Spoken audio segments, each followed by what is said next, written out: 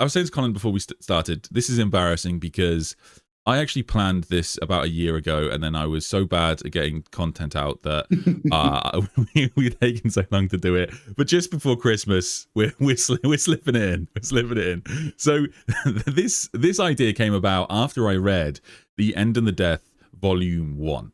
There is this part in The End of the Death Volume 1 where Horus is grandstanding. He's mad at this point in time, according to most people, in front of his most loyal followers, people that are worshipping him, and as he's entering this new kind of basically godlike state, and he thinks I need to start showing off a bit more. So Horus takes the time to explain to those around him just how many demons he has summoned onto the surface of Terra. And of course, the list is extensive. This is Dan Abnett doing some real fan service. We've got the demons we all know and love. We've got the Drachnian host, the proud Be'lakor, N'Kari, of course, all of the greater demons that we're all familiar with. And then there's some kind of lesser known ones. You've got Mephidas, you've got Makar, you've got these demons that come from like the Wordbearers trilogy, minor Horus Heresy or 40K novels that otherwise you might not be familiar with, but it's just Dan Abnett really kind of going above and beyond. But I had one question when I read this passage, which was, of course, who the fuck is Queethel? Who is Queethel? I had no idea who this demon was coming from. So I googled him. He is a Skaven demon prince. That's his lore, and he's kind of a big deal. Now, it's somewhat embarrassing to admit, but I am not particularly familiar with a lot of AOS and fantasy lore, but I have read the End Times, where there is this kind of like little joke that they put into the End Times, where you've got these Skaven finding an old one's kind of device, and they do kind of put in this little joke into the End Times that the Skaven were able to contact the Elder in 40K, and then they all kind of run away because elf voices, as I'm sure we'd all agree, are horrific to listen to. But at the end of the day, like this is pretty canon, and it raises some really interesting questions into: are these two connected universes? Is the warp the same warp that they both work with? Which I believe officially the answer is no, but there have been conflicting answers from Games Workshop on that. And I thought it was really interesting, so I immediately messaged Colin and was like, who is Queethel? who is this guy? How much should we be concerned about this? So yeah, Colin, is Queethel a big character within the kind of AOS or fantasy universe from your point of view? No, Queethel is not really present, especially in modern day. I'm not gonna lie to you. I'm not sure off the top of my head if there has been anything about him in Age of Sigmar. Now, given the chaos war stuff, I don't think I could really see anything, to be honest. Yeah, it's he's probably still hanging around somewhere theoretically, right? Yeah. But he's in that canon limbo of, well, we did mention him and we've never officially unmade him, Yeah. But it's like, well, it's been about 20 years, so yeah. But like the hilarious thing about that, of course, is that now he is in the 40K canon. Yeah. And when I was looking into him, like, he is described as not just like a demon prince, but as a minor chaos god in some instances. And there's even another point where the Greyseer is talking about ascendancy, and they compare ascendancy to what Queethel has gone through. This is relatively old lore, so it's not AOS, but it's like it's kind of there. And of course, if we look at like modern Age of Sigmar, kind of amazing that Dan Abnett is talking about Skaven chaos gods, I guess, when at the same time we've just had this new lore on the Great Horned Rat becoming the 5th chaos god in the AOS canon. The easiest answer is that this is just kind of some fun fan service that Dan Abnett kind of threw in. But as a 40K fanatic, of course, I take the opportunity to come up with any mad theories that I can. What are you doing here, buddy? Yeah. If people aren't familiar, you don't just do 40K. You've also covered AOS. I actually just watched your every faction in AOS explained the other day. And one of the things about AOS that is kind of a fascinating comparison for me right now is the Great Horned Rat. Because as I said, like the Great Horned Rat is like officially a 5th Chaos God in AOS. Like there's no punches pulled, and Games Workshop even released this art. This is official art that announced the latest edition of Age of Sigmar, and the Great Horned Rat is officially, I don't know if they say the old 5, but he's equivalent to the old 4. Of course, in 40K, we talk a lot about the potential of a 5th Chaos God, because that has what was a massive story in the Horus Heresy, and of course Vashtor is now up and about, and he's seeking to ascend to godhood himself. Of course, Bellicors, he doesn't stand a chance, but he's still trying. He's still trying his best. Doing his best. Yeah. And, like, so they're still out there. So like, is it a big deal in AOS? Do people care that there's a 5th Chaos God, or is it just not really a thing? It's him being a lot more important than he was in fantasy. Like, he, in the end times, the Horned Rat, he became the Great Horned Rat. He used to just, be the Horned Rat. Now he's great. Okay. He definitely got like Great Britain. He definitely did with the end times in AOS get a lot of a power boost. And with the latest edition, I think he's finally getting some more proper chaosy respect, right? Because in early AOS lore, Archaon, he's the Everchosen, right? He's blessed by all 4 of the Chaos Gods. He's their top guy. The Great Horned Rat went to bless him, and Archaon spat in his face. He's definitely he's on the up and up now. But with the latest edition, the Skaven being the guys on the box next to the Stormcast. Now it's his time in the spotlight. The Skaven finally got a lot of things needed to be refreshed. Not quite all of them.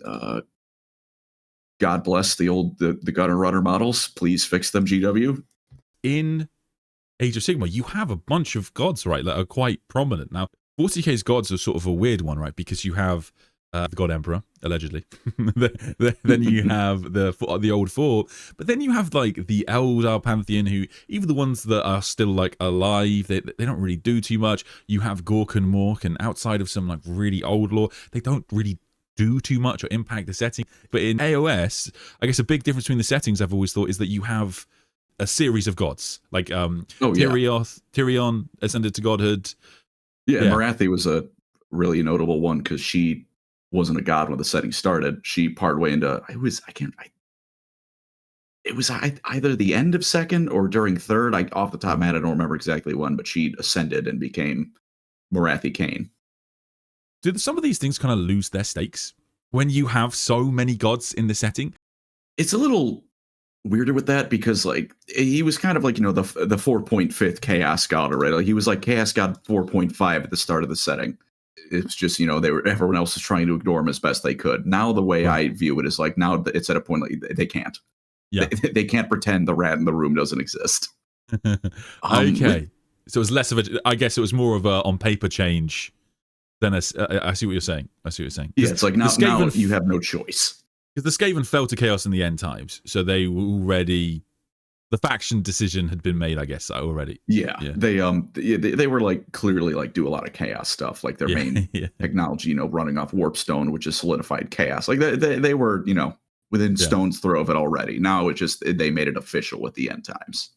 I should mention that there is a couple of little bits of commentary from 40K writers and 40K designers over the years on Skaven in 40K, because of course a lot of people asked them about it, because they were an exception to the rule for a long time in terms of 40K was by far the most popular setting, but Skaven was such an incredibly popular faction, one of the most popular factions Games Workshop sold, and they had their Skaven Tide, and they had so much attention like outside of the games itself, so they did really well. And they have said that they did play with the idea of Skaven in 40K. This is from Andy Chambers, but they thought it would make them boring and take away from their identity.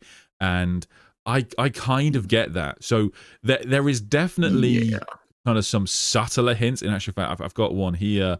Where is it? So in Kill Team Gallo Dark, there again, like this Kill Team box came out a couple of years ago. This is the one that had all of the Space Hulk kind of terrain in it, which is pretty cool. And in that, they do once again make references to these kind of like rat men that do live in the darkest tunnels. And so, like, again, like there are kind of nods to that. There are rat men of Necromunda. All of this lore is an obvious kind of wink at the camera from the writers, saying like, hey, I mean, there could be some sort of Skaven, and given that we have that kind of end times lore, maybe some of them pass through. Who knows? So there's a lot of fun stuff we could do there. At the very least, you could have some, like, just like you have the digger knobs in Gorkamorka, where you have these humans that worship Gorkamork. You could have like some humans in 40k who worship the Great Horned Rat, or maybe even worship Queethel, and so they end up turning themselves into rats, or whatever it's going to be. So there's a lot of fun stuff you can do there, but I can understand why the writers came to this conclusion that maybe let's keep Skaven out of 40k, because living in the tunnels, living in the sewers, living in the worst conditions possible, that's sort of just another day for 40k. Like, you just described a hive world. Yeah, so maybe I can totally respect that, and I would guess the GSC are probably the closest thing to Skaven, I guess, in terms of like how I imagine Skaven like playstyle, and how I imagine Skaven kind of like the narrative, like the rise up, I guess. Like in Skaven, like, correct me if I'm wrong, isn't the idea that this in like old world at the very least, I don't know if it's still the same in Age of Sigmar, the idea was that like a lot of this comes from Total War. The idea is that they will win one day. They're going to just grow to ridiculous numbers, and eventually they'll one day rise up and take over the world. That's kind of an inevitability, but yeah, it's just a matter of time. And with the GSC, you know, you've got the Day of Judgment, or you know, you've got the Day of Ascension, whatever it's called in the novel, and that will one day come where the GSC kind of will rise up. So that's probably the closest thing in my mind to Skaven and 40k. Like, if you want to play the game, like if you wanted to convert an army, Skaven GSC works pretty well. That'd be a good one. People have yelled at me for saying this, and I will admit, some of it's definitely like. Sorry, it's my channel. Fair enough. It's definitely like some surface level stuff for a lot of it, but it's like the whole surface can be easily like one-to-one translated. That at a certain point you can kind of see it has to be at least somewhat on purpose that. The Imperium is a lot of ways also like filling the role of the space Skaven. Yes, I've which like, it's like the guard, right? It's like they don't care about the meat, and then the artillery is just firing into the gun line. No matter if it's going to kill one enemy, it's worth it, right? No, fair enough. That's kind of the Skaven, you know, modus operandi. You send in the Skaven slaves to eat all the enemy bullets, and then if your own bullets hit the enemy they're fighting, that's great. If it hits the Skaven slave, who cares? Honestly, like, yeah, I'm almost surprised people get mad at you for that. I feel like that is totally plausible in terms of how the conversation went down. Like, you know, because I imagine these like round tables with the writers sometimes, and I kind of imagine them all kind of sitting around and talking about, hey, you know, has anyone thought about adding Skaven to the setting? Like, you know, the CEO was asking if we could sell some Skaven models in 40k, you know, and then eventually they have this back and forth, and eventually someone they describe how the Skaven would look in 40k, and then eventually one of the writers just goes, but that's just the Imperium. We already have that. You've just described like the Imperium to a T. A hive city and a Skaven city are the same thing. It's just one of them is a lot more ratty. Yeah. One of them builds up, one of them builds down. Outside of that, exactly the same idea. But yeah, it's really nice. Just maybe it's a little bit more malicious with the Skaven, but that's all. It's not. It's about the same thing. Yeah. But yes, let's talk actually, if I may, whether you have any opinions on connecting 40k and AOS, or I guess fantasy as well, because time is an illusion in the warp. Do you think that like I say, I think the official answer is now no. There was a White Dwarf a couple of years ago where they did questions to Grombrindal, and Grombrindal said that they are separate. But there are times when they talk like they're the same, like the end times. So there's a couple of conflicting answers here, and it wouldn't surprise me for them to go either way, but I'm sure whatever angry comment is like, no, they've said this, I can find a comment saying the other day. I promise you. The other way. Yeah. So they have said this, but they've also said that. Yeah. So do you like it? Like when I show you, like when it comes to the Horus Heresy, when it comes to, you know, Horus kind of summoning a Skaven demon prince, does that make you go like, does that make you excited, or are you kind of like anxious about this? Would you like the Chaos Gods to be the same Chaos Gods, or do you think they should stay distinct? I think for Chaos overall, I think I'm fairly fine with them being similar. I cannot cite this source, unfortunately, because it's been years since I read it. I swear I did read somewhere that sometime, because like the thing with the elves, for example, in AOS, right? they put Slaanesh in jail and just started literally beating the elf out of her. Yes. Yes, I wanted to ask you about it. Yeah. Sorry, go ahead. I remember reading somewhere, and again, take this with a big grain of salt. This is years down the line. I can't find it again because I don't remember where I read it. But it was something like hinting like some of those souls they got out weren't elf, they were Eldar. Okay. How did that happen? Yeah. So if with chaos, I don't know, I find it a little bit more okay because they're like equal parts a being and a universal constant, right? Like No, Khorne totally. is the god of war, but he's also just kind of like war and blood personified, right? For sure.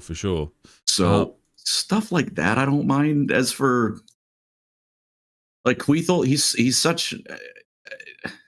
I'm sure there's someone who's been playing Warhammer Fantasy since like second edition or whatever, in the 80s that would. How dare you disrespect?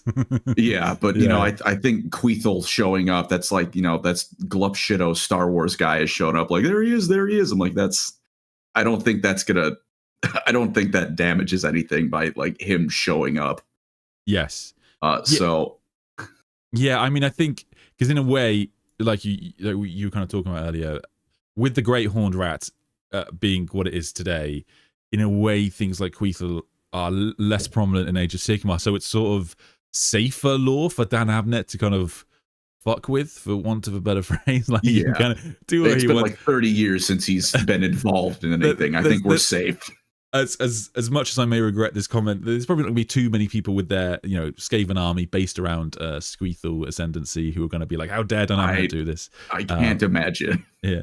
But I did want to ask you actually about Slaanesh, because this to me is probably the thing that I think of the most when I think about the idea of having 40K and AOS connected, which is exactly what you talked about, because Slaanesh has gone through a lot in Age of Sigmar, and it's the kind of stuff that where AOS I think has probably been a bit braver, or at least the AOS writers have been a bit braver than what we've got in 40K. This idea that Slaanesh was chained and captured, and the snake ladies got out, and all this crazy stuff, like that poses a big problem for, I assume, to this idea that you could have Slaanesh be the same Slaanesh be in both settings, I guess. You know what I mean? I always like, as like half maybe counterpoint, not even because I disagree inherently with that, but like there's always, they can always do the answer of, oh, things are weird in the warp. She's always been enchained, but she's never been enchained, right? Yeah. Like they've always got that classic answer they can just throw out. Yeah. It would definitely show they're different. But there is also, I don't know if I'm thinking of the same White Dwarf passage you were talking about, Grant Brindle. Yeah. It might have been another one where it was the same thing. It's like, no, they're separate. But I swear I remember that ending with, well, it's all warp stuff. It's weird. I'm a dwarf. I don't know. Here's my little cop-out answer in case I ever change my mind. Yes. So... a couple of people mentioned it in chat, which is another really good point about the kind of the same gods, different universes. It's not till the sails fall. Yeah. There's also Vashdor is a really interesting one, because if you've played Warhammer Total War 3, as I'm sure most people will do, incredible game. You have this big plot line which is primarily about Be'lakor, but it does talk about the Forge of Souls, and the actual campaign has the Soul Grinders being a really prominent feature of that campaign. Now in 40K, all of the Soul Grinders officially, I think now, are made by Vashdor, and in the recent Belisarius Cool Book, we have him. We see his like big boss Soul Grinder, which is especially awesome. And so, I'm wondering whether you'll get Vashdor in Age of Sigmar.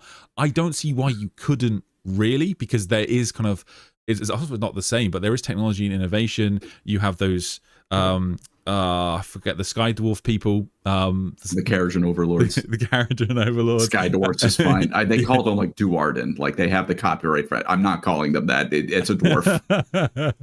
Fair enough. So I mean, in theory, you could have a Vashdor in Age of Sigmar, I guess. Again, apologies, Age of Sigmar fans, if you're like, that is the dumbest idea I've ever heard in my life. But I can't, as an amateur AOS fan, I don't know much, can't see a problem. I see. It could be such a slam dunk. The problem is, it's the same thing we've talked about with the Skaven and the Imperium. They already have that. Oh, okay. Because there is the Chaos Dwarf now. Hashut. Like he's the same. He's more like tyranny and stuff like that. Yeah. But he's so associated with the Chaos Dwarfs, and they're dwarfs, right? They're industrious, they're good craftsmen, all that stuff. Yeah. So that wouldn't even be because Ashtor couldn't fit, because I would argue he could definitely fit. Even back in fantasy, like part of the draw was like the Empire of Man isn't just welcome back to medieval land. This is like Renaissance age, early Industrial Revolution. They're moving up. They're moving up the tech tree. Yeah. So he could fit, and with the Forge of Souls, but that's more so like we already have our evil kind of tech related god. Yeah. Well, in actual fact, it could it's the kind of thing that they could drop it in where it could be really fun. I will say, maybe you'll be more familiar with this. I am pretty certain, my friend was telling me that there is some AOS lore where a servant of chaos approaches a demon that is described to sound exactly like Mortarion, and I think another one goes to Magnus. I might be wrong about that. I'll have to double check. No. So if that is AOS, I'm not 100% sure on that, but there was a older fantasy book. It's God, I can't believe I'm forgetting the name of it. But like the point of view of the book, the premise of the book is it's this imperial scholar who wandered like all the realm of chaos. For some reason, no one ever screwed with him. He was just allowed to do this. Gordon felt nice that day. No, that's a different thing. Actually, we can touch on that too. But no, this was just a dude allowed to wander chaos and take notes. He did see like the Thousand Suns, and he even made specific note that it's a great hint of irony that the greatest champion of Tzeentch shares the same name as one of our greatest emperors, and the emperor's name was Magnus the Pious. So you can guess who that champion of Tzeentch was. Oh, I love that. I mean, if next time we do a Thousand Suns video, I'll have to grab that. That's amazing. And the book has like art in it, and it's like it's Chaos Space Marines for some of the art. It's mostly fantasy stuff, but then all of a sudden you get jump scare like that. That's Liber Chaotica is the the ones Liber put Chaotica. very loudly. Thanks, Ricardo. Yes, sorry, I should actually answer just a couple of super chats. Thank you so much, guys. I will make sure I ask Colin everything. Eat Colin's eyelids. Yes. I did see that. I mean, that's how the Skaven speaks. So I'm glad to hear that we've got at least one rat man in the chat. Okay. That's just rat manling. Okay, I was like, because I've watched quite a lot of Lore Crimes, and I was like, I don't remember this as an inside joke. I don't think the eyelid things. I think the guy might have just gone rogue with that one. But no, I mean, hey, Ratman respect. And then of course, Ed, are we not in model of a Calgar AOS model? The thing is, James, you're probably right.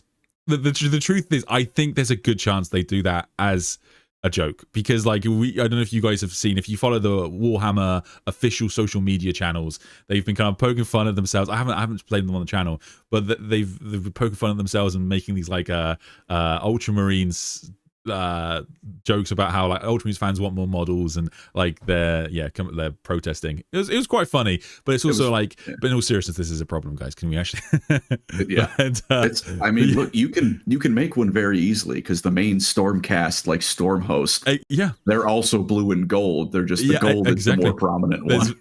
There's a really, I mean, doing him as a Skaven would be phenomenal. That would be the way to go. Amazing. But I totally get it. I think that the joke has reached a point now.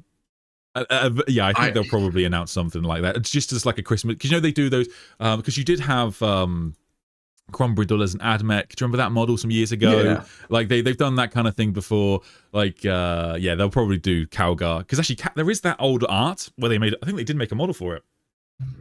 He's like a space marine, didn't he? I think it's like Calgar at Christmas or something. Have I made that up? I'm not sure. I know they made like a Grombrindle one where he's a space marine.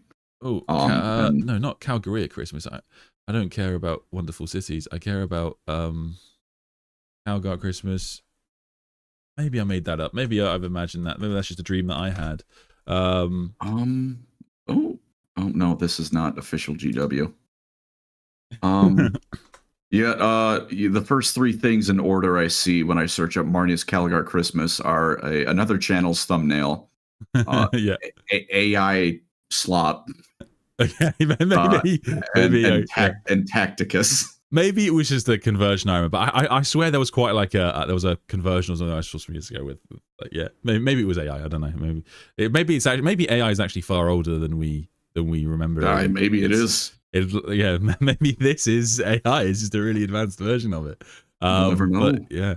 But yeah, I mean it's got to happen. I mean, you're an Ultramarines fan, which we talked about that on the channel before, but you are also an Eldar fan, so you've got to have a mixed reaction to this, Colin. Like, yeah, with the Ultramarines getting the attention that they get, are you excited, or are you kind of, is the Eldar part of you breaking inside? Well, for that actually, see, I'm a fan of the sports team, the Chicago Cubs. Okay, and they went over 100 years without winning a World Series. And then they won in 2016, and now I don't expect anything out of them for another 100 years. So we got our big Eldar range refresh, last year. Or was that earlier this year? God, time is. Yeah. Well, by the way, like we got that big refresh of most things. So now I'm just gonna wait another 30 years before I start complaining too much about it again. It's kind of like that. Yeah. I really hope that's not it, because I feel like, and this is, you know what, I can share with you. You're probably the perfect person. I can share with you my plan to save the Eldar race, and then you can tell me how dumb that is. So, my plan to save the Eldar race. There's obviously a few Eldar plot lines that we can go down to make the Eldar more prominent. So we have, of course, the most famous, the Inari, the Eldar trying to summon the god of the dead. Slight problem. They need the 5th Crone Sword to do it, and you could, in theory, get it if like Fulgrim was dumb enough to take out the Banners of Slanesh or something. Is a common theory, but as far as we know, that's not going to happen. Seems unlikely. Then you have the Corsairs, and Mike Brooks' Voice Guard was pretty good, and it was definitely makes the Corsairs seem more prominent. And there's definitely this talk in the book about kind of I did a member stream about this, where they're sort of like the true Eldar is how they kind of see themselves, and there's some relatively good reasoning for that, because in particular the Drukhari are often thought to be like the true kin, the dark kin. But they are really all slaves to Asdrubal Vecht, so none of them are actually free, and they've been bred to be very different to what they are over 10,000 years. Yeah. So, and then you have, of course, the Craftworld Eldar. Now, here's the thing. I think the solution to the Eldar has to come from the Craftworlders. And even today, and it always surprises people when I say this, even today, the Craftworlders are said to be the most numerous Eldar in the galaxy. And I know people, it surprises people because, of course, the Dark Eldar have cloning technology, etc., etc. But because Asdrubal Vecht keeps such kind of a tight leash on who can have children and what kind of children you can have in Commorragh, it's not easy just to they have a shit ton of Eldar kids. I think a lot of that comes to, like, I remember reading a passage where it's like, no one truly knows how many Dark Eldar there are, which, hints there's more than just 5 of them in Commorragh. But I think it gets overblown into like there's secretly like a dozen trillion billion of them. It's like, no, there's just probably more than you think. Right. I see. Yeah. Well, also, I guess it's because you have the vibe of the Craftworlders is that they're all dying and they're all going to be gone soon. That too. So like, it's just sort of the vibe makes it sound like they're all dying, but then you read the Eldar codexes, and it's not everyone, but in a few of them now it says the Craftworlders are the most numerous, so they're there. So I think the solution has to come from the Craftworlders, but you also have to do something with the Inari. In the latest Inari appearance in the books really is Lilith Hesperax, and in that it's basically the writers. I think Mike Brooks is basically telling us that he thinks what we all think, which is that the Inari are kind of screwed. Is like if Rain is saying to Lilith, like, yeah, I mean, we need to kind of push on, and as Asdrubal Vecht, like Lisa says to Lilith Hesperax, kind of. It's like, what is the point of this? What is the point of these excursions with the Inari? Why are you heading out to do these things? Like, what's this going to do? You're never going to win. You're never going to get this 5th Crone Sword. So it's kind of hit a dead end. But I still think there's a halfway measure. So I think the future of the Eldari has to come from Craftworld Beotan or Craftworld Iyanden, one of these craft worlds that seeks to kind of restart the Eldar Empire. And here's the thing about the Inari.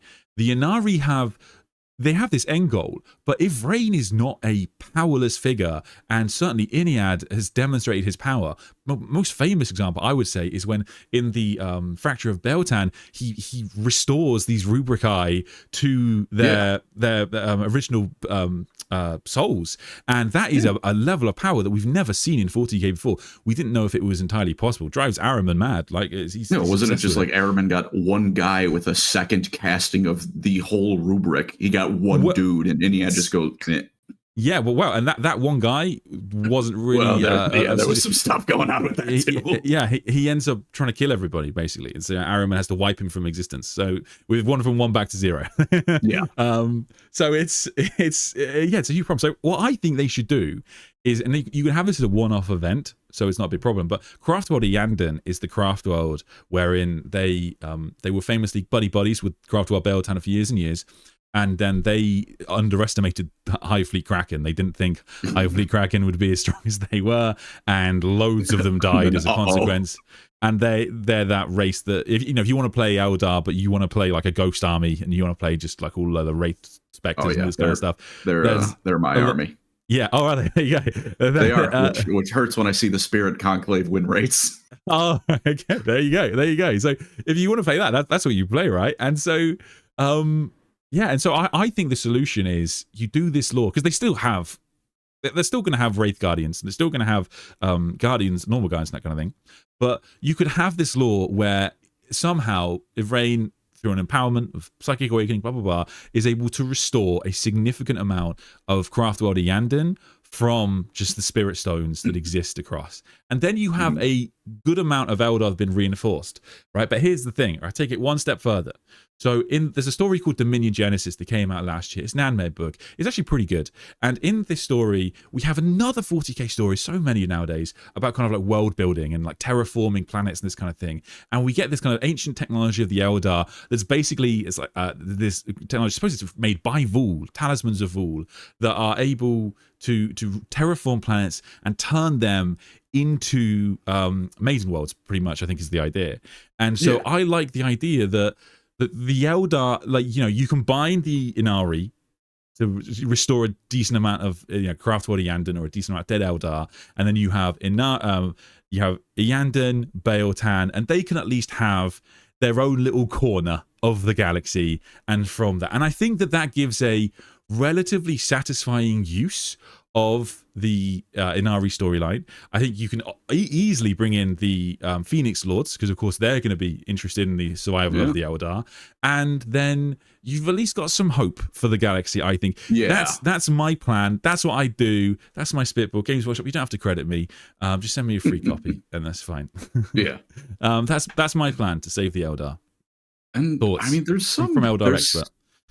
There's some kind of, like, I remember reading, I believe it was in the, fun fact, I'm pretty sure Ianden's the only Eldar sub-faction to get, like, a proper supplement. I want to say it was 6th edition, or it might have been 7th. Yes, I think 7th, yes.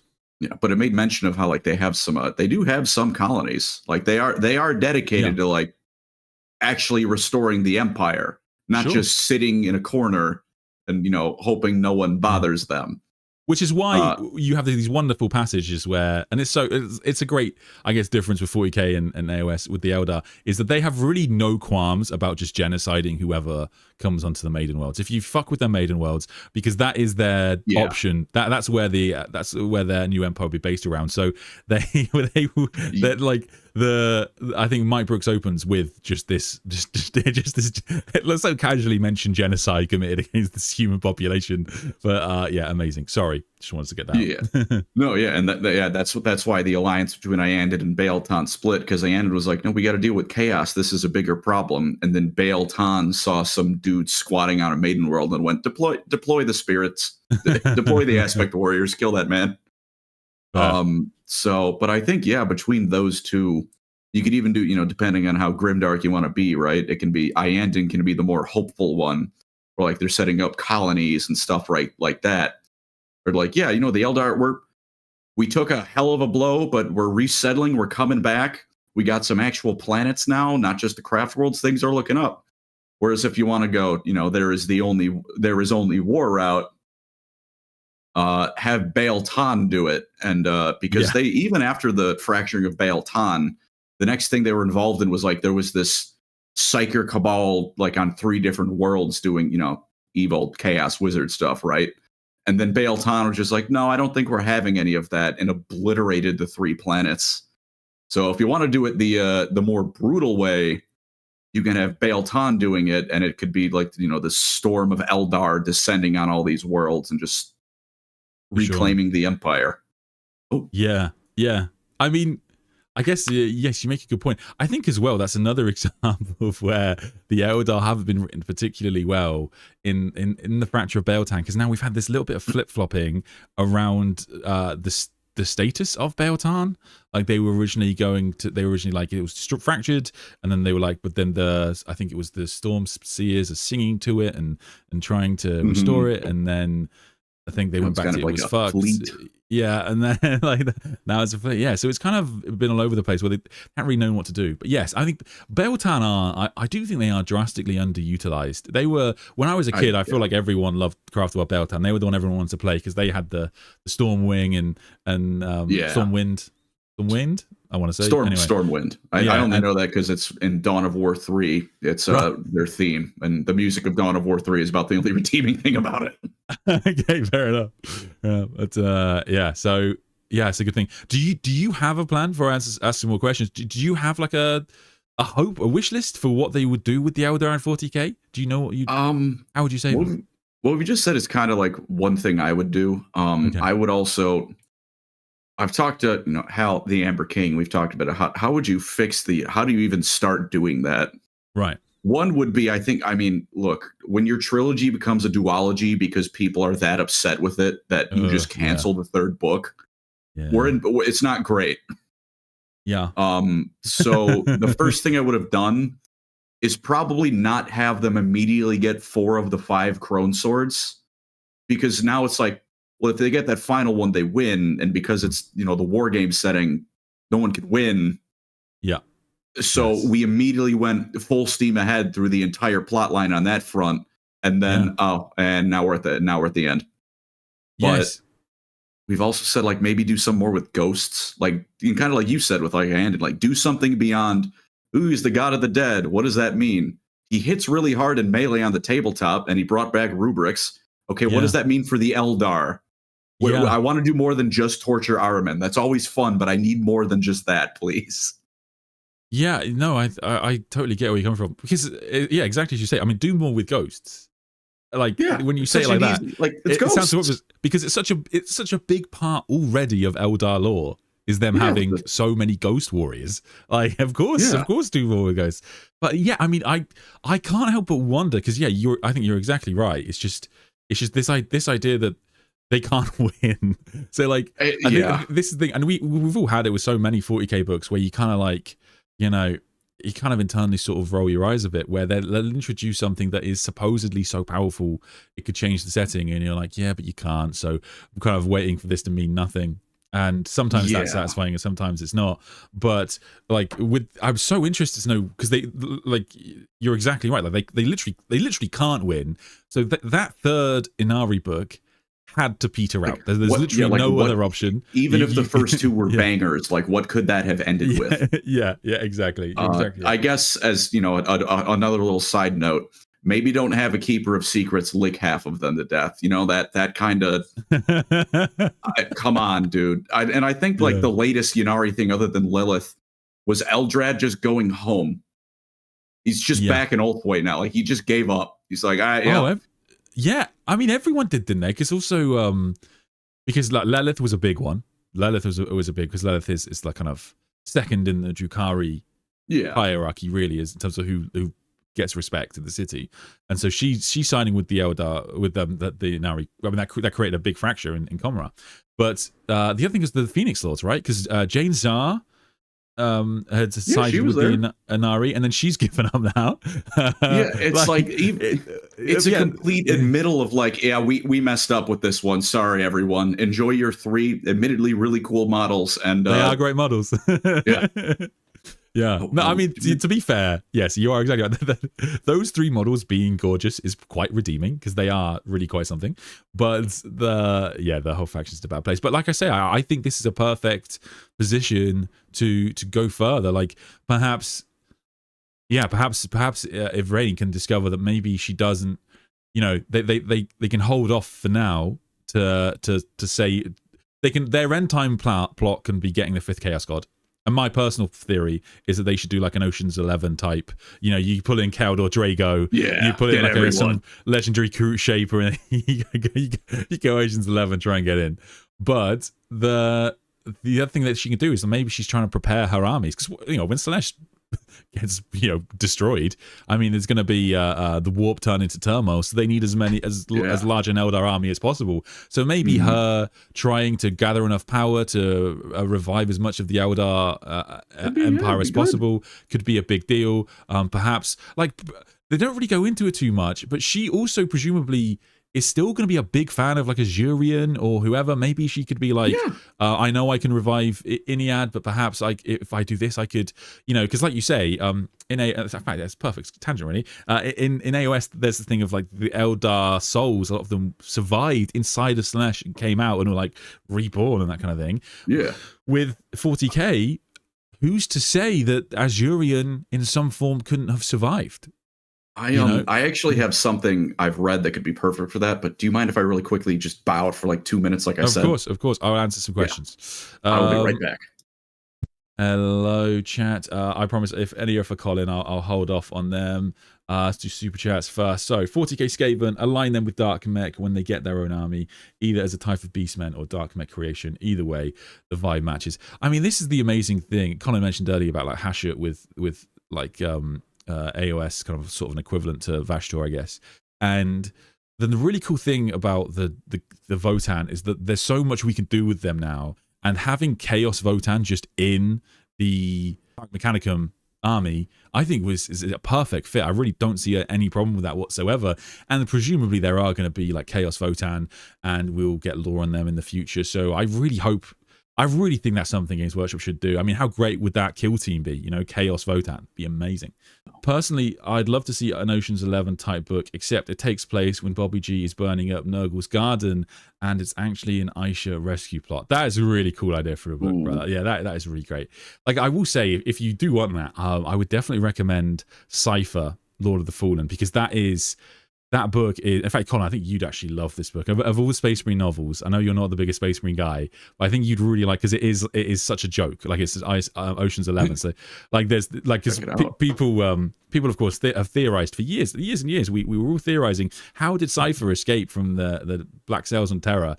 And the explanation is kind of hilarious. It's this, like, it basically implies that Cypher had planned this for like centuries and centuries, and he like orchestrated a heart attack in a Mechanicum worker at like a specific point in time, so that the piece he was working on would have a defect, and that meant that it would be used specifically on his cell door at the right time. And so when he's in the cell and the Great Rift opened, that piece would, it's like, it's pretty funny. Like he's clearly having fun with it, but it has quite a serious ending. But most of the book is actually a lot of like wild nonsense going on. Really quick to touch on what I quickly brought up. I can even I can send you the link to the original. This, and now it was by ADB himself. Now it was posted on a Bolter and Chainsword forum. So this isn't, an official like in a book, but it was by ADB. This is official ADB. Sorry, which is it the Freighter Domus, that one? Aaron Dembski. Oh, yes, sorry. Yes, it's got ADB above him. Hang on.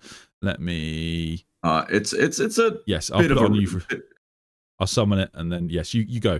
Yeah. It's not a super long read, it's a decent, it's a nice little snack, but at the end of it, like, the whole point of it is like, what is it like to be a Chaos Marine in the Eye of Terror? And it, it's called What It's Like. And it's like, you're dealing with all this treachery, and like, are these your allies? Can you truly trust this other warband? Can you trust the people in your own warband?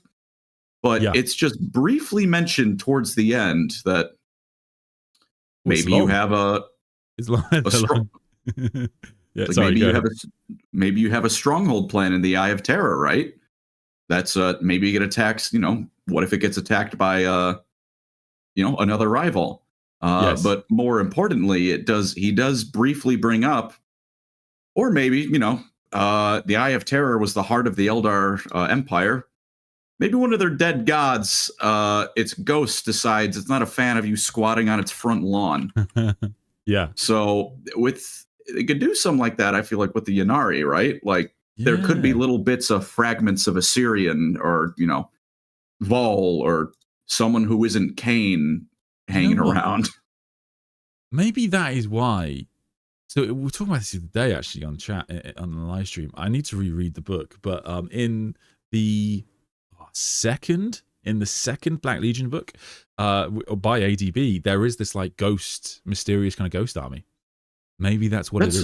Is that the one with like Fulgrim's Ascension? Am I thinking of that? Because I know there's that's on that old Crone world. Oh no, you're thinking of Angel Exterminatus from the Heresy. Yeah. Because I know because I know in that one, that the Eldar wake up and they're pretty damn displeased by you being on their world, Fulgrim and Perturabo.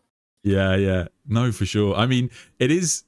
I think that you know what? It's really interesting that you say that, because in one of the things that the Heresy is sort of odd about, not odd, but I think that if they wrote it again, if the many things they change, because 40K was still kind of developing at the time, like, Malkador was only created as a character like right before the Heresy was started being written, kind of thing.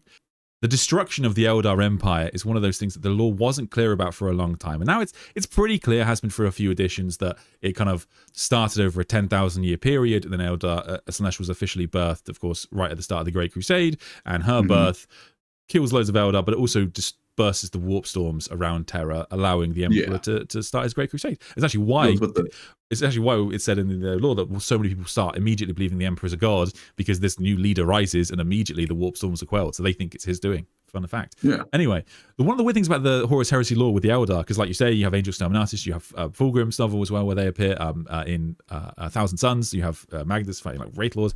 They don't really make it like. I really feel they should emphasize that the Eldar are this dying race kind of thing, but that's new. Like, that's a whole new thing. Like I scream that to the high heavens every time it's brought up. I'm like, they had a 65 million year stint of just being unchallenged, right? Yeah, no, for sure.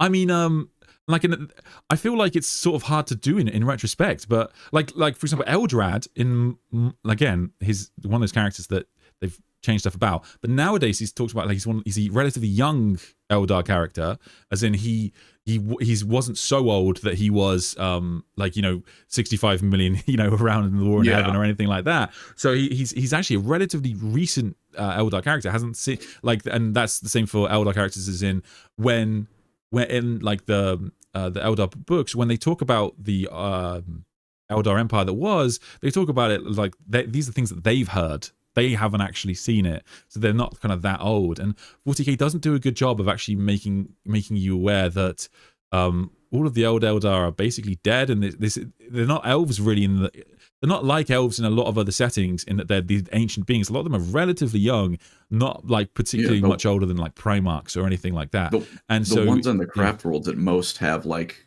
whatever relics the original craft worlders could scrounge up from the fall to get it out of the consequences that they saw coming. Yeah, they're not those same Eldar by and large. No, for sure. No, you make a great point.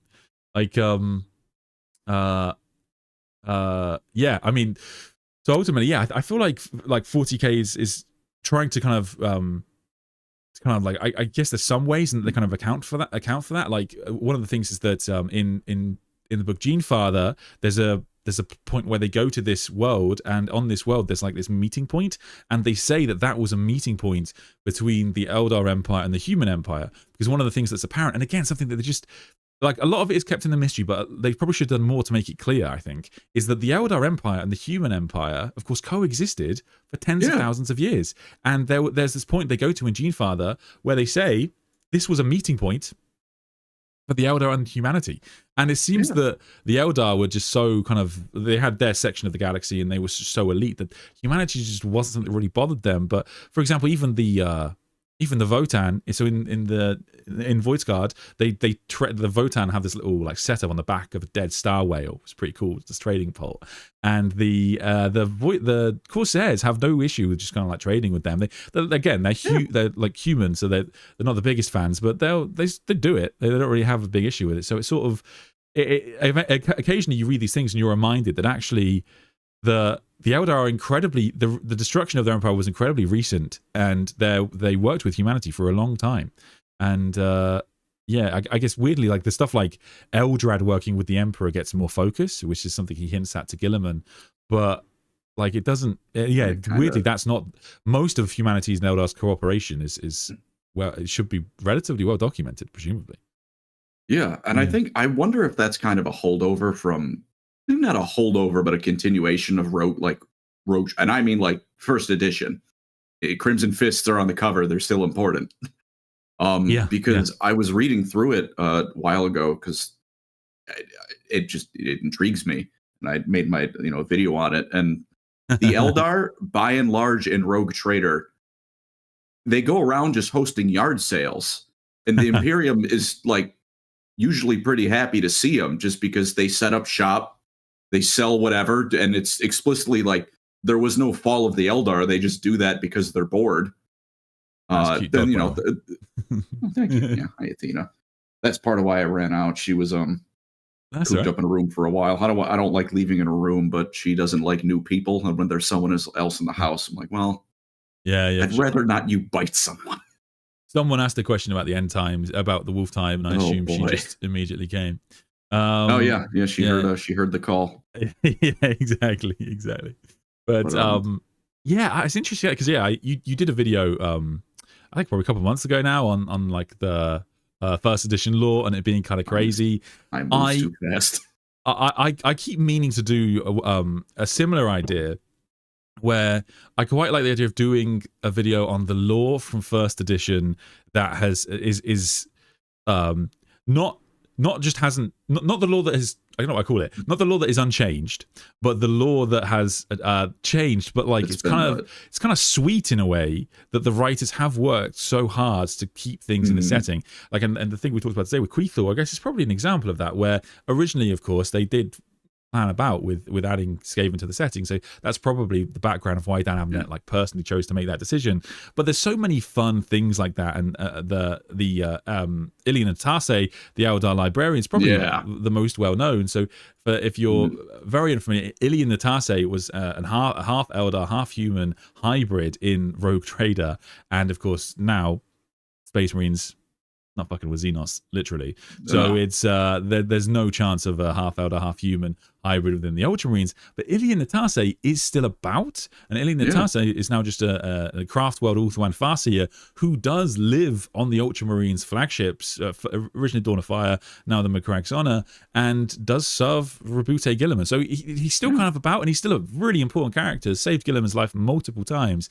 And then you have things like of course there is things like Lehman Russ is mentioned in Rogue Trader, and he's obviously not a Primarch, but he is still a character in the setting. And then it's like I really like the idea of doing this video, because then we can it kind of makes it put things in perspective in terms of why we can theorize about things like the Slan in 40k, which are a faction in Rogue Trader, and there's really no reason to be confident that we'll never see Slan or any kind of lots of this crazy nonsense, because it might go through some weird twisting, but like I think it's pretty likely that we'll see them in some form at some point. But hey ho, anything from first edition you'd love to see pulled through? Oh boy. A lot of, as like a big thing, I'm not sure. There's a lot of just, I miss one, like I was not alive for first edition Warhammer. I was not born in the 80s. But just like reading it though, like them just put like so much, I'm trying to work, just like stuff is there. Like the focus has, even that early on, they knew what they were about. The Imperium is like, the focal point. But like you would, like for example, in the Rogue Trader rulebook, there's like 30 pages straight about animals. Right. Like just that kind of stuff. Like there's vampires in Rogue Trader. Like you can just Sure. find vampires out in the 41st millennium somewhere. Yeah, yeah. So I guess like it'd be cool if that kind of stuff came back. Like if we could lower the scale almost again a bit. Like at 40K, take a breather for a bit. We got a lot of Primarchs back. You know, we got a lot of stuff's going on. Let me see, like give me like a year or two of some like lower key stuff. You know, I get where you come from. Yeah. Like Yeah, what's I mean, it like? You know, you're in like the Calixtus sector. I know that's like the big one for like Dark Heresy or other campaigns like that. Like let's zoom in on something again for a little while. You know? yeah, because to bring it back to the Skaven again, I guess, like, because the big thing that you see in Rogue Trader and like old Warhammer 40K White Dwarfs and that White Dwarf articles and that kind of thing is that they were much more keen on saying, oh, by the way, you can use your fantasy stuff in 40K to give it a try. That's why we had Slan. Yeah, exactly, right? So that kind of thing. And so presumably that was why one of the reasons they had the conversation about Skaven, because you can easily, if you of all the AOS models that you just like wouldn't have to change. Like you say, well, like Stormcast Eternals, you say a Stormcast Eternal's got a power spear instead of a Sigma Right spear, I think they call something like that. Then there's really no difference in the model. Like, sorry, really no issue with that model as long as you could explain the symbols and blah blah blah. You'd probably get away with it. But yeah, cool. Anyway, thank you guys for these discussions about the lore. As a broke man, it's pretty much the only way I get to enjoy it. Mate, hey. I mean, of all of the complaints people have about Games Workshop's pricing, and very rightly so, the one that I think gets the least attention and affects me the most personally nowadays is this thing where they keep releasing short stories inside of limited edition books for like 6 months to a year. It's the only place you can get them. They will release like 100 copies of that book, and the only way to get it is to spend like £500 on eBay or find a way to defeat Games Workshop bots that are Games Workshop. And it'd be one thing if these were just kind of like fun, silly short stories, but repeatedly they keep putting really important lore in them. Like the only appearance of Perturabo is in one of these short stories. The only the instance of Alpha Primus speaking to the demon is in one of these short stories. The Carcharodon's getting Primaris Marines in these short stories. Like they sort of know what they're doing, and this is really annoying me now. And I want to put together a movement to get Games Workshop to at least allow me to buy them on Kindle, right? At least allow me to purchase them. And there's no need to wait 6 months to release the short story. There's just no reason for it. And someone who's going to buy a collector's edition book is going to get it regardless of if it's a Kindle or not, I feel, right? Yeah, because they're getting it because it's the collector's edition. It's got the fancy cover and it's got whatever little bits and bobs they've thrown in with it. Yeah, so I have no idea how you defeat the scalpers. I'll be honest with you. I don't know what you do about that. That is a problem. I don't know if there's any solution from you can see, but I'd say just make it made to order. Like, yeah, that's fair. Which, that could have its own problems, but I feel like that'd be better than, like you said, $500 on eBay, sir. Thank you very much. Yeah. Well, also, yeah. I mean, I imagine you're exactly right. It's just because people say all the time, like printing doesn't make money, books don't make money, and that kind of thing. And I totally can respect that. But here's the thing, right? I imagine when it comes to the books not making money, part of it is because you have to pay for the author and then pay for the editing and get it into a book format, and then it's just paying for the costs and everything. But the weird thing is that they make a crap ton of books. I mean, last year I think I read every 40K book they did. I think it was 18 in total, and so that's 18 a year. There's probably well over 500 40K novels. Like they've already spent all this money, but you can't even buy them. I mean, this thing of like you can buy these 10 Horus Heresy books or 11, 9, can't remember how many it was, and it's just kind of like random, not random, but like it's just a selection of 40K books you probably saw online. But it's like, why can't I just buy the Heresy? I really don't understand that, because I buy everything on Kindle because it makes making videos a lot easier, to be honest with you.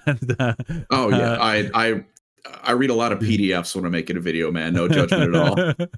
Well, I mean, this is the thing. You can't control F the physical book. So, I mean, I'm not going to That's definitely a lot harder. Just highlighting. It would look cool. It would look cool on the live stream if I just whacked out a novel, but unfortunately, it wouldn't work. But yeah, I would love to buy the Heresy though, just to have as a collector's piece. But you can't even buy it, and even like that's what blows my mind, mate. Is even the Heresy you can't buy, and the Heresy is like their flagship series. And I understand, you know, it's a bloated monstrosity, but it is still their flagship series. Yeah. And I just find that so strange.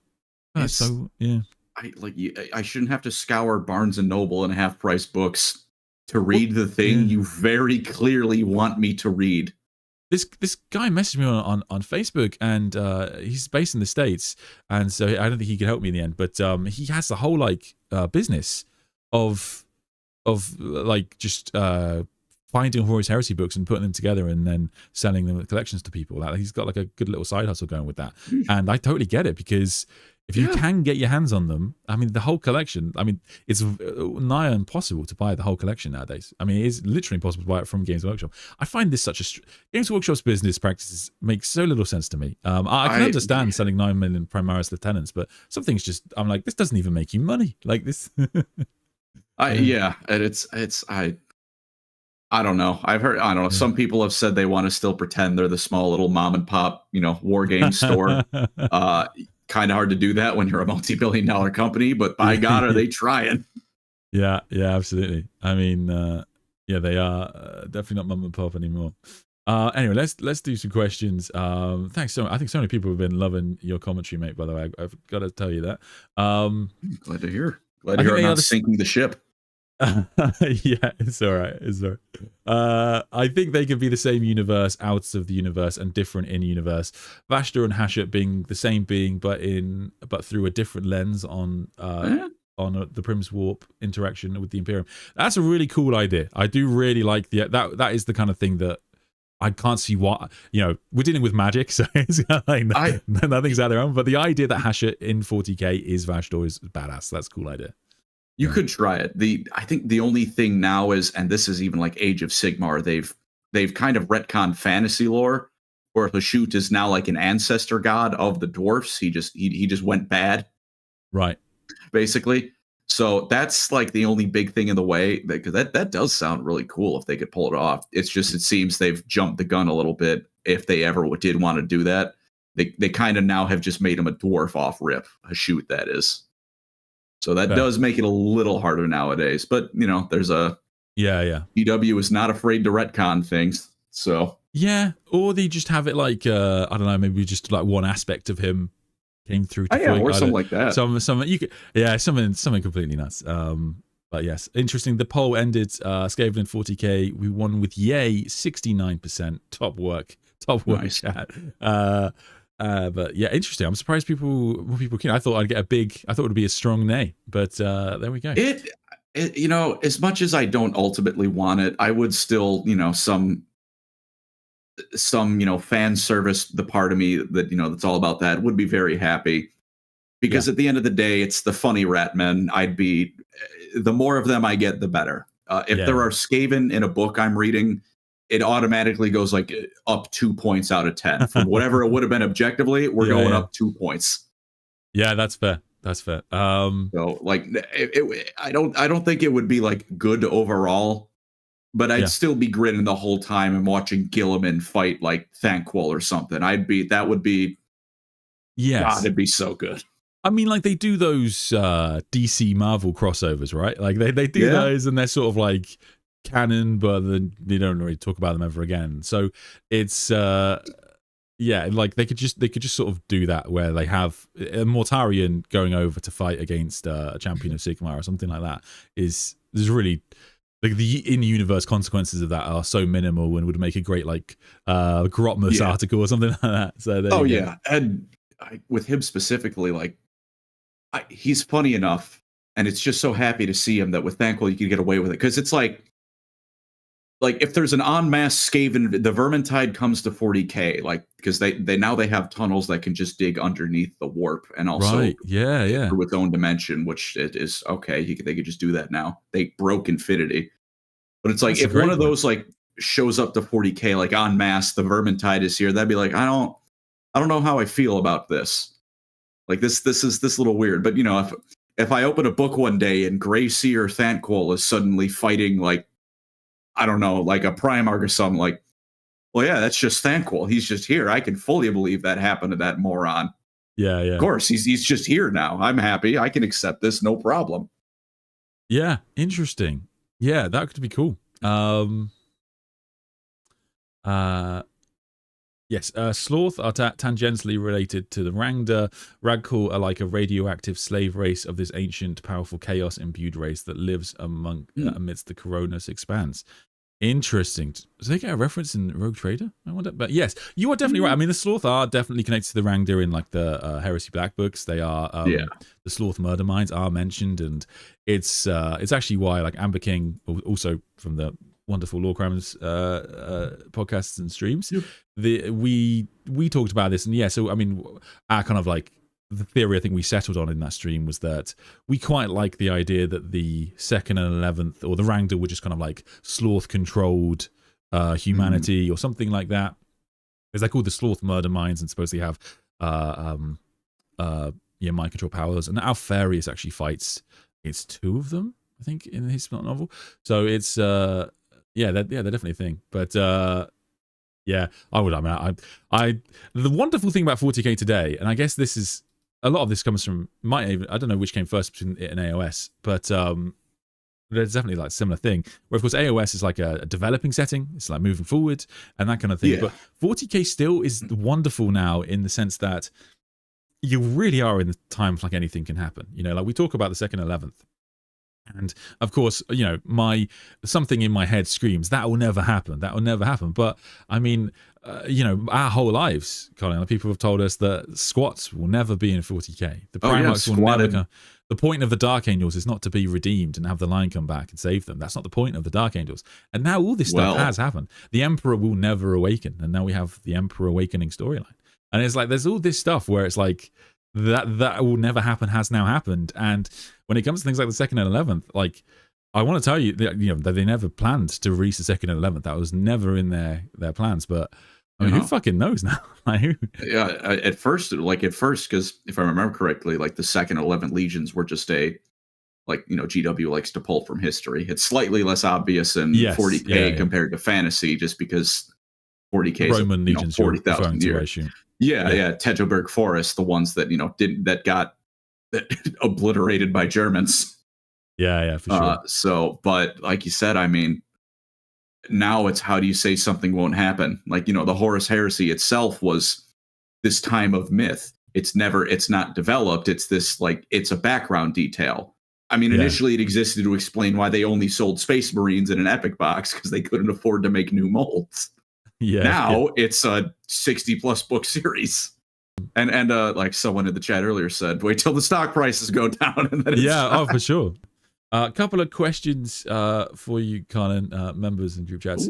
The first one was your thoughts on Total War and Dawn of War, and the idea that they're coming out at the same time. Is that roughly the same time potentially? And a question for you: have you read the latest Gotrek book and your thoughts on that? I have not. I need to catch up more on the Age of Sigmar Gotrek stuff. Is that that's the most popular series, isn't it? I'm probably right. I would say so, yeah. Just because, like, even I mean, the number that always gets me is that Paint was outselling Warhammer Fantasy. So, but even with that in mind, it's not great. Paint was outselling armies. Yeah, it's fucking expensive. Yeah. Well, and the Tactical Marine box was outselling the setting. Yes. Okay. Fair enough. So, but even with that in mind, like Gotrek and Felix has, and I'm sure there's some bias in this, like Gotrek and Felix has always been like a hit. I think Peachy from Peachy Tips on YouTube, it's a great channel, Painting on Jugs podcast. I think he said once, I heard that, because he was a store manager at the time, and I think they hadn't sold any fantasy in like 2 months or something, like literally not a single box. Yeah. And I was like, that seems extreme, because it's a significant part of the shop, isn't it? Gotrek's definitely, I would bet a good amount of money on that being the best selling thing, because it's now just Gotrek. Spoiler alert, by the way, for the end times. It used to be Gotrek and Felix. Yeah. Where'd Felix go? But I would bet good money he's easily, like, at least as a series, the best-selling Age of Sigmar stuff. Yeah. So I've not read it yet, not out of lack of interest, just out of I've been just working on some other stuff, and you can only read Christmas so many berries. books at once. That's true. That's true. And Christmas. As for the Dawn of War and 40K stuff, Dawn of War, I think they're different enough games that I don't think they'll like compete with each other. And do we have a release date for either of them? Yes. So like, I know 40K is sometime, I think Dawn of War is next April. Year, I think. Dawn of War, I think they said April, I want to say. Yeah. The April 19th comes to my mind, but that is, might just be thinking of the word number 19. And then I'm pretty certain they confirmed Total War for next year at the very least. So I'm going to guess December next year. I'd say that's definitely going to be a late, like, which to be fair, Q3. for us isn't a problem.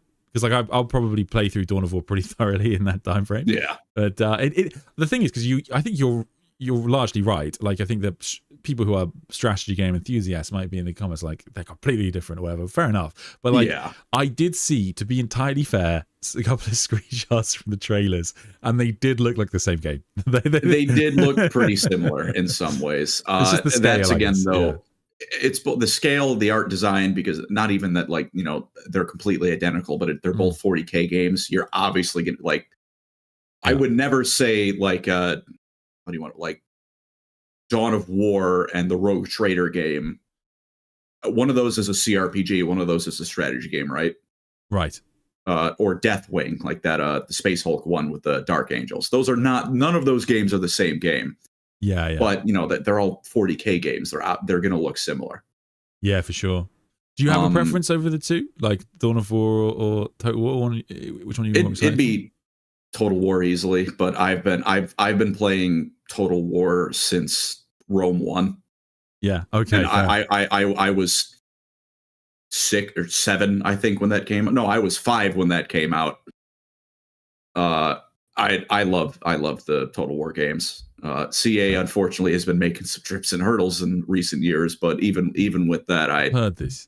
This is what I was saying this on chat the other day. My buddy told me this. So he's not a 40K fan so much, although he did play a lot of Dawn of War, I think. But he's a big Total War fan, and he was telling me that there's like sort of an anger, and I am aware that there was a bit of a flop on some of the previous games because people were quite annoyed that so much attention was being given to Warhammer. Is that a thing to you? Yeah. And has this made that problem worse? I wouldn't be surprised if it only gets worse, but ever since the first Total Warhammer dropped in 2015, there has been a bit of a schism that's only gotten worse as they've made like the Troy games, which have an option to make like, Achilles, or I've not played them. But like they have like, all the like mythical figures. There's options to make them like heroes of Greek myth where they're swinging left and right and obliterating formations. Yeah. Ever since Total, like, it's because it's Rome. Like there's no, I hate to break your bubble if you didn't know, there were no dragons in the Roman armies, at least that we're aware of. The fall of Rome, Total War. Okay. Yeah. So it's like, it was historical, and people adding magic and dragons and elves stuff kind of rubbed a lot of people the wrong way. I imagine if not get worse, it's definitely not going to get better when 40K launches. That being said, sorry. Oh, sorry. No, go ahead. That being said, the Total War games are what got me into Warhammer. A friend of mine gifted me, because he has no interest in strategy games, he gifted me Total War 1 because it came with like his GPU or something. Yes. I had not bought it because I'll admit I was kind of on the historical purist side. I was like, I don't know if I want to play. Yeah. Why are there dragons and crap in my historical strategy game? And then I played it, and boy, that hit me like crack. Yes. I remember playing one at the friend's house where you could play lots of mythological creatures, and that was cool because there was lots of them, which was badass, I thought. But someone's commented actually, is the bed made? Which I think is a joke. And thank you, Boaz, for the super chat. I think that's a joke about your previous setup, but I should say you're in a new house, so definitely check that out. And I was saying, Chad, just before Colin jumped on, that like his background, like as you can see, that wall is definitely green, and I was like, you're sort of obligated to do some sort of green screen. I feel like maybe because it's inevitable now. Camera up over here, because this wall is mostly just empty. Yeah. I mean, yeah, maybe get the green screen going. I mean, maybe it's just like the camera lens or whatever, but that looks so green screen. I'm like, oh no, it was is the previous person absolutely green screen green. a YouTuber? Like, what's going on here? So yeah, I think that definitely stay tuned for a glorious pancreas. See if I can come up with some kind of bit. Yeah. I would need more of a setup than the $20 webcam I only got for online college courses during COVID. But one day maybe I'll get that going.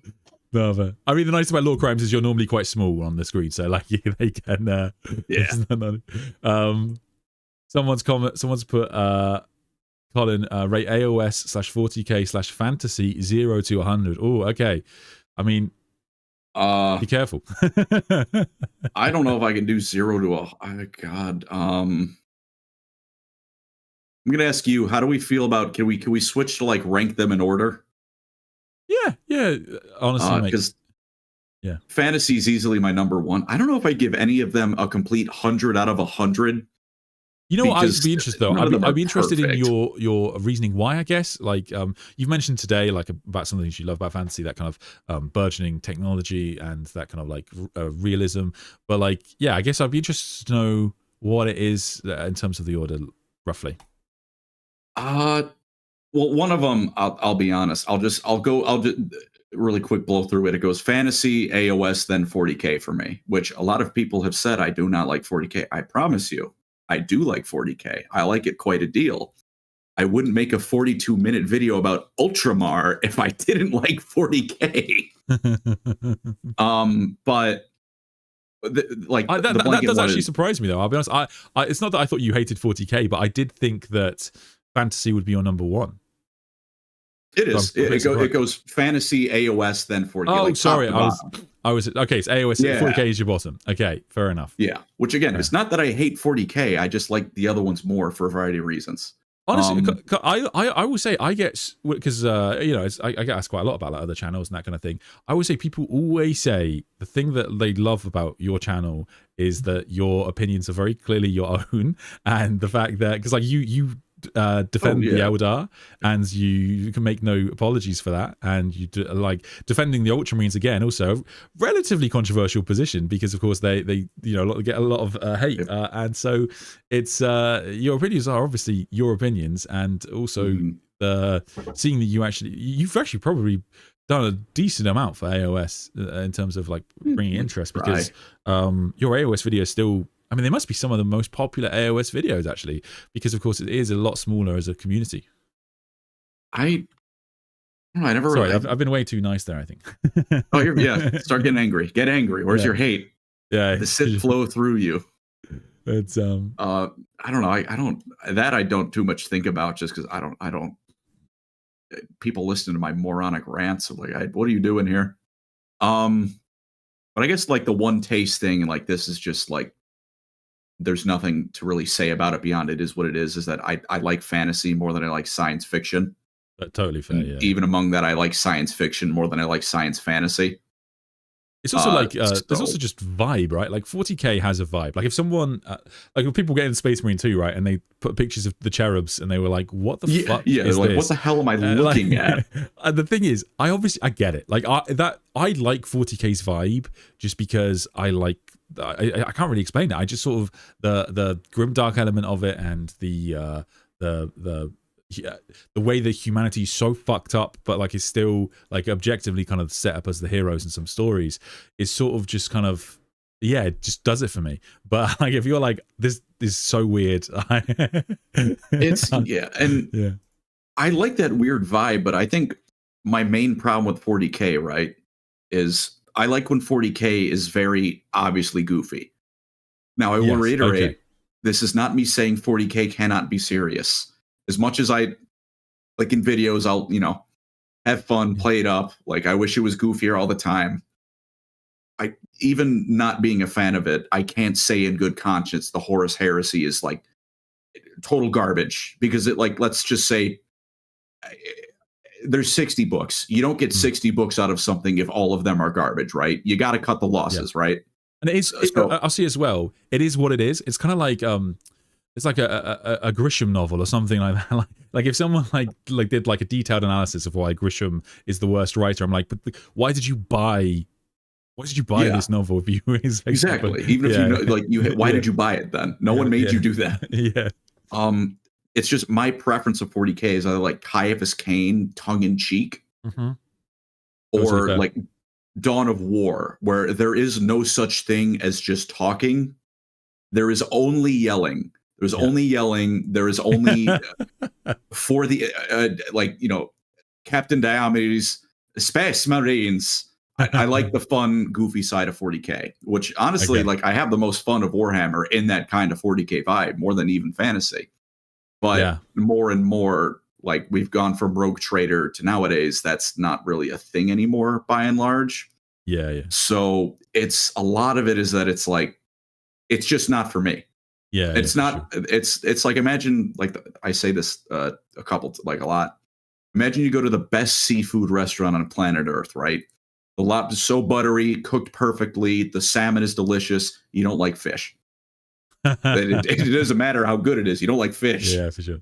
I mean, it's like the Horus Heresy. It's of course, you know, everyone has a difficult relationship with it because there is always going to be a lot of bloat, and then there's a lot of just problems that have arisen from it being rushed in some areas and strung out over others, and it's just sort of weird. Like, I had a really weird reading recently where I read the new Drop Site Massacre book, and the Drop Site Massacre book is like again, the Drop Site Massacre is obviously amazing. It's just this incredible betrayal, one of the, you know, best sequences in sci-fi. Even I admit, I fucking love that bit. But that, like, and Isfahan 3 are some of my favorite moments. Right, for sure. And like, but the thing is, it's been done to death.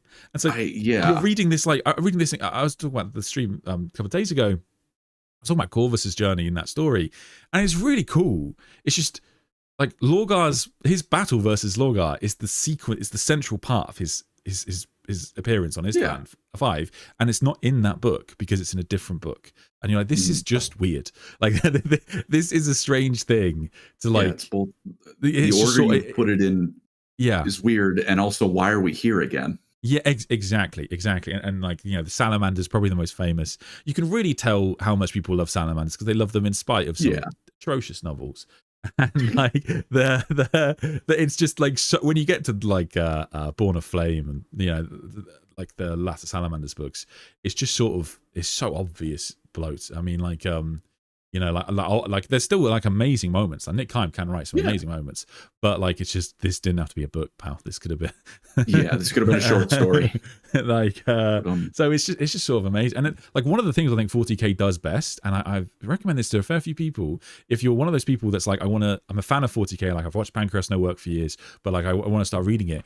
I honestly, it's often the times it's the short stories, it's the Primarch novels. People just have a story that they want, something they want to get out, like a cool 40K thing. Those are often some of the best pieces, and I get those are great. I get why so many people, but I think that's why, like, Gaunt's Ghost is very popular too, because nothing going on in Gaunt's Ghost is like shaking the setting. It's just like, hey, I'm a commissar. Here's the last regiment of this planet because it blew up. We're just trying to stay alive, and people love it because it's like a zoom in look. There's no galaxy shaking event. Big stuff happens, but it's not like, you know, the Great Rift 2.0 isn't breaking out or nothing like that. It's just like, it's a focused look at some fellas. We're not rewriting history again. Yeah, for sure. I mean, it's interesting, because like your question was about your ranking, and I will say I have wondered this before. Like, it's the last time I'll glaze you, I promise. But I will say I do sometimes fear, like, I keep up with AOS. I think a lot of it through like what happens in Warcom, or what comes on Warcom, or just your videos. And so I like, given how popular AOS videos are, I feel like that's actually quite a lot of 40K fans who were like, I broadly know what's happening in AOS because of Pancras. Like, and the other Warhammer community article, but that's largely it. Couple more super chats. No 40K Skaven and no Dark Ad mech. We need Rat mech. Yeah, I mean, this is I was just saying this before I shoot you off, Colin. Like, the amazing thing about Dark Mechanicum, which seemed like an inevitable army, given how much they appear in 40K like novels and stuff, and Bashdors, of course. Please give us them. The idea that you can have some like just like we see all these little kill teams that they release alongside like random armies, the idea that you'd have like a chaos dwarfs, a chaos Votan kill team that is in part of Dark Mechanicum, or a squad that like surprisingly featured in the Dark Mechanicum army, like that seems actually pretty likely. So honestly, you might be onto something there, Scout Dog. Ed, when Bobby G visited the Emperor, do you think... Oh, actually, sorry, I didn't ask your opinion there. Well, sorry. Oh, just like the Dark Mechanicus, just like... Yeah. I mean, I love it. Yeah. I know a lot of people disagree, and I fight with Hal, the Amber King, a lot over this. I like when the sandbox has more toys. I'll just be fully honest. I like when the sandbox has more toys. What's the example? When you say toys, what do you mean? Like I'll throw shade at him out of love. I promise you, he's great. I love Hal. That idiot. That idiot. Yeah, he does not like the Leagues of Votan because he's like, this takes away time that could be developed for something else. I'm like, I like that there's more toys. I like there's a whole nother army we can play with and do whatever with. Like, I'd like when there's more toys in the sandbox, especially one with the Dark Mechanicus where they've been a thing forever, but we just can't use them in the tabletop. I get where it's coming from. I get where it's coming from. I'm not going to say like it's a completely invalid opinion, but I like when the war game has more options with how to play the war game. Oh no, I think we can call it a completely invalid opinion. I think that's fine. I'm with you. To be fair, he's not here to defend himself, and no, he's not. He never will be again after that. But like, no, I'm totally with you. It's because it's. I guess I sort of think. Say it. I guess I sort of think like. He's sort of got a point in terms of like there are definitely all these factions that need way more attention, but the problem isn't the fact that there's too many factions to cover. The problem is the fact that we get some like just random, like there's 18 novels a year, right? Let's say that. Let's say that's the average. Nice number. That is more than enough novels to give everybody the focus that they need. Like the Lord of the Rings was 3 books. And that's the Lord of the Rings. That is the foundation of everything GW has done. And to be fair, maybe this actually goes back to what you were talking about earlier, where in terms of they really should on sometimes not do this thing where at the end of the story, at the end of the campaign, whatever, they have to make an Imperium victory. They should just have it. And to be fair, they're getting better at it. Like Nihilus, Chaos Victory, it's awesome. But like they should really have it be the case sometimes that the Ultramarines are left out, because that is where I think this feeling comes from, is that, Devastation of Baal becomes a bit about Ultramarines, and then like, Pariah Nexus becomes about the Ultramarines, and it's like, oh, okay, that kind of thing I can kind of get. But I don't think the problem is too many factions. I think it's just they can't commit to making this is an Eldar story. Like I'm gonna have to apologize to him on Friday, because now I'm fighting him, but he's not even here. It's like like him and plenty of other people have said this before, where it's like there's so many like better lore we could be looking at. Like, well, that lore is better because that's where they're throwing all the authors at it. Of course it's better because that's what they're focusing on. Yeah, they can make good like Leagues of Votan. There's nothing inherent about the Leagues of Votan, right?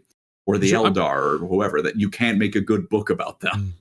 Like if I look at the Black Library, sorry, this isn't about Hal anymore, I should say, not calling it, but like if I just look at Black Library, like the newest books, and I'm just trying to discount the omnibuses, which they keep just putting everything into omnibuses, then there's a lot of what they do is trying stuff.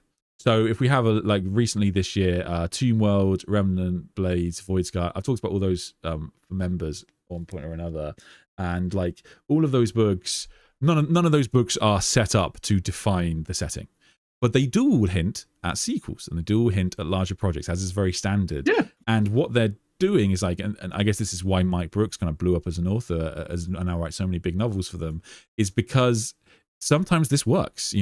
Brutal Cunning was one of those. Brutal Cunning, if you've read it, it's not like a galaxy shaking thing at all. It's just it's a fun orc story, and then that happens to be really popular, and so now it's turned into a sequel, and it's got spin-offs, and it's got models. So like that's a lot of what these books are, I guess, to be fair. But I think Hal is definitely right in saying like, why aren't we getting these novels on like why aren't we getting just like relatively calm chill novel on the Lion integrating with the Legion, his chapter, sorry, or getting to or at know a least like a successor chapter, short story or something. They could do so much more with short stories that they just can't.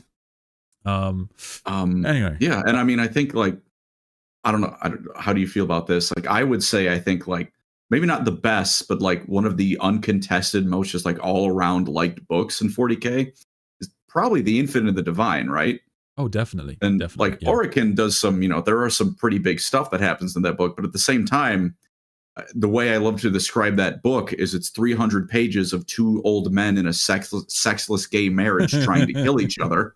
Yeah. And it's one of the best 40K books there is. Just incredible. Yeah. I mean, yeah. And the thing is, and you know what? You are totally right in terms of, and when you make, you talk about 40K's goofiness. I meant to ask it earlier.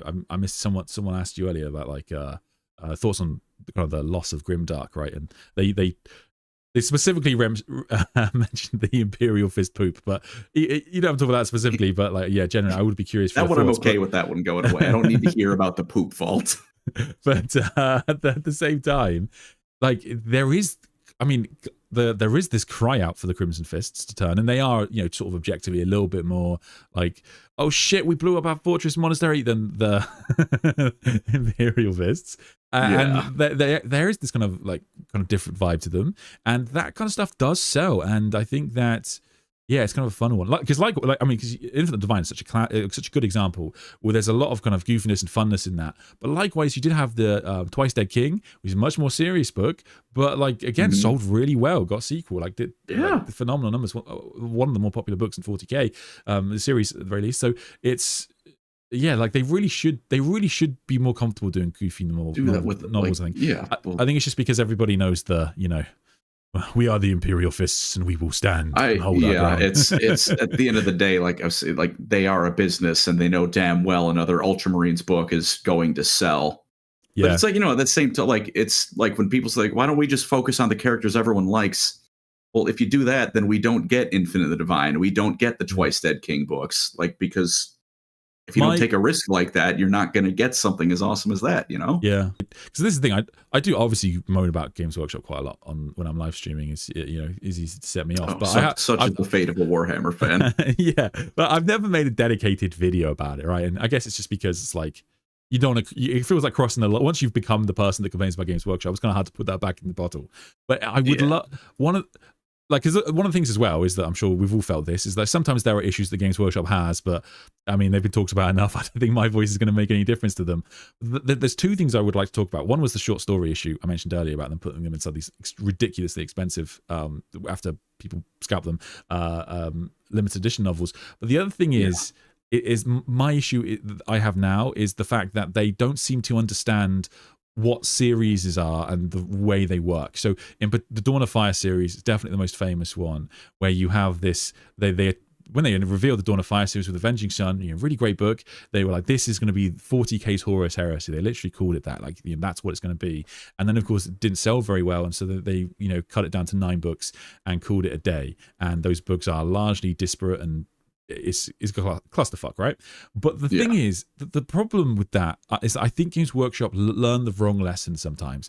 The problem with the Dawn of Fire series was not that people don't want a 40K Horus Heresy or a long series of books that are connected, because like, I mean, you mentioned Caiaphas Cain, easily 14 books now.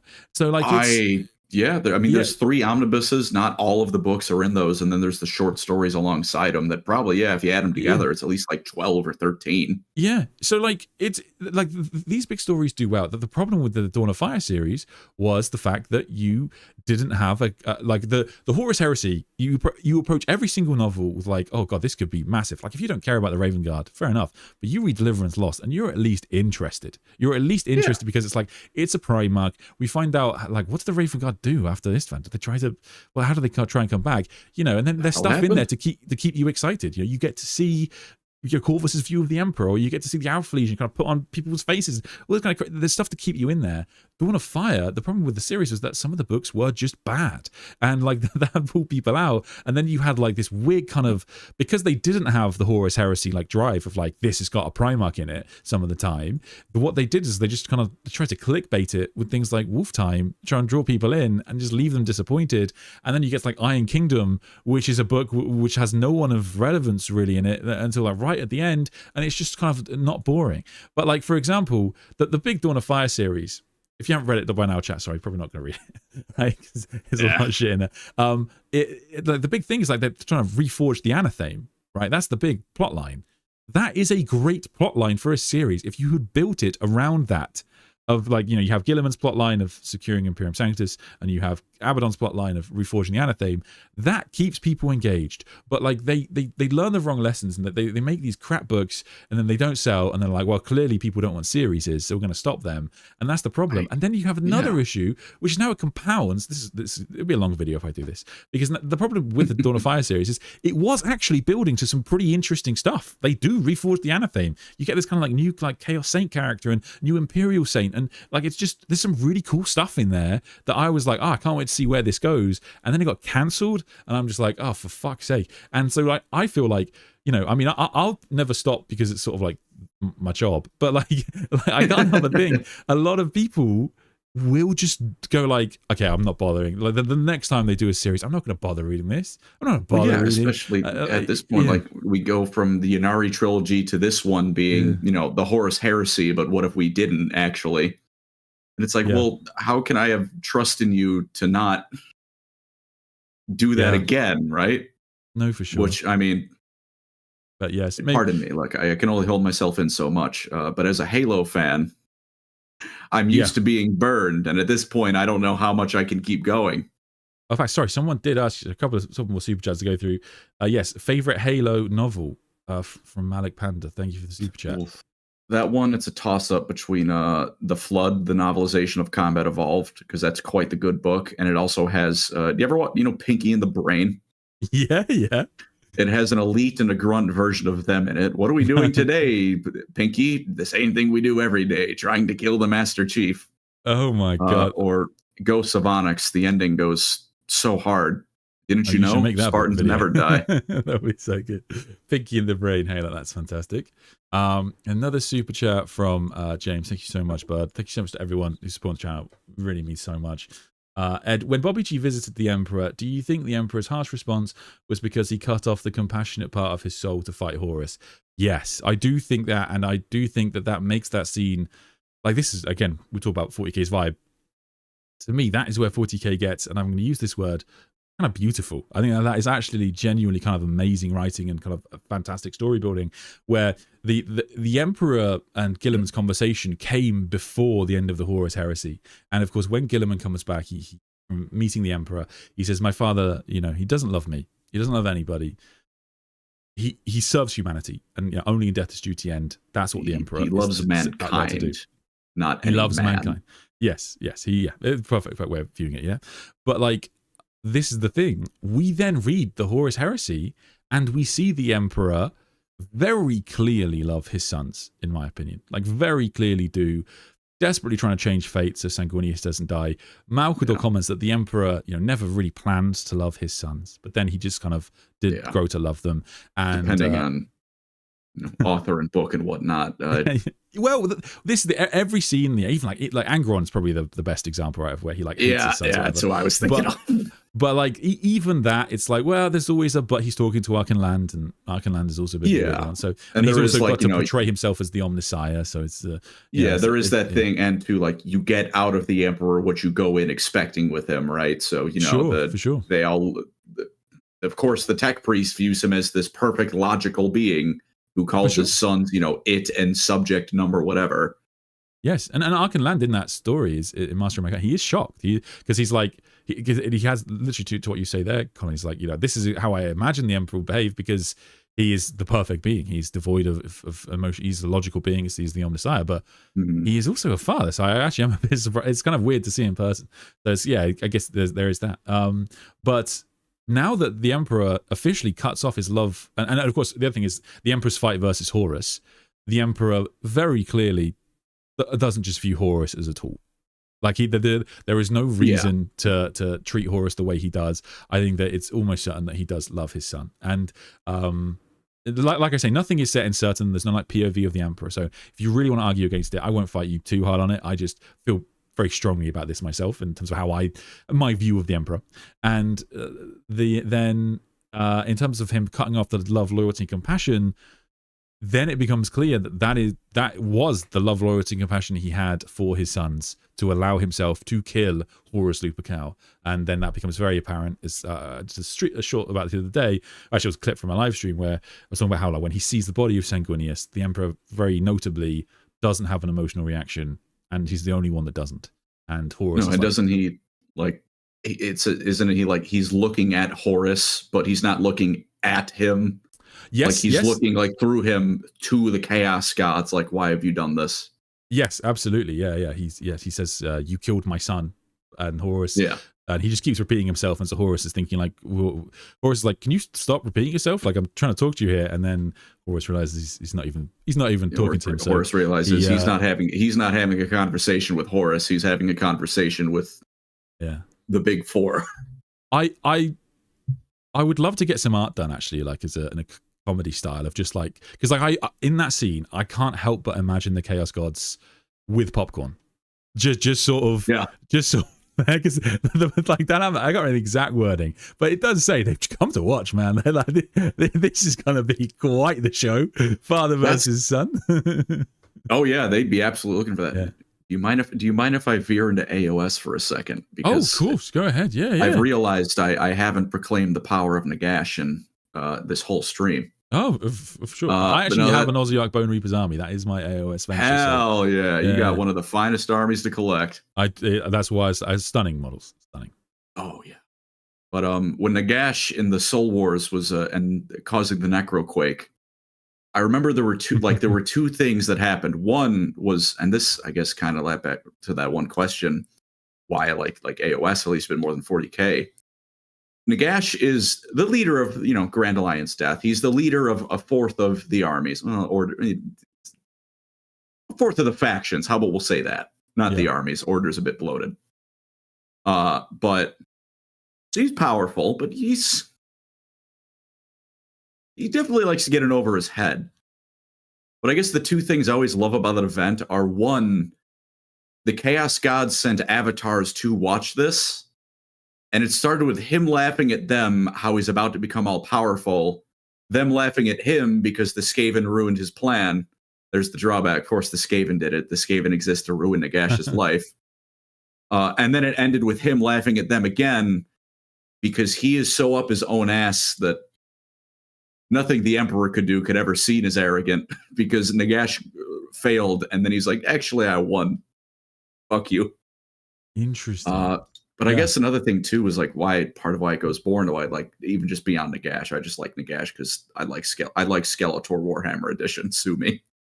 Yeah, that's fair. I mean, but I think Nagash is definitely some of the finest writing in AOS because, like, there are so many. I guess this is the other thing about AOS is that 40K doesn't have to worry quite so much about kind of like the copyright side of things because. So many 40K models are just very old, so there's nothing Games Workshop could do.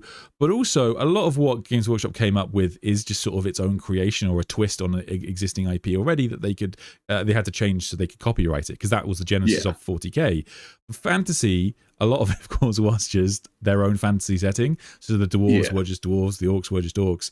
So it was tough to copyright it, and so now the AOS is a thing. Wow. They've sort of had to change things and be like, we're not going to give you elves, we're going to give you cow elves. And I also think about Nagash. Nagash is a fantastic god of the dead. Oh, yeah. Fantastically unique idea. Yeah. And spoiler alert, that's why they're called Duardin. That was not a creative choice. That was we can copyright that.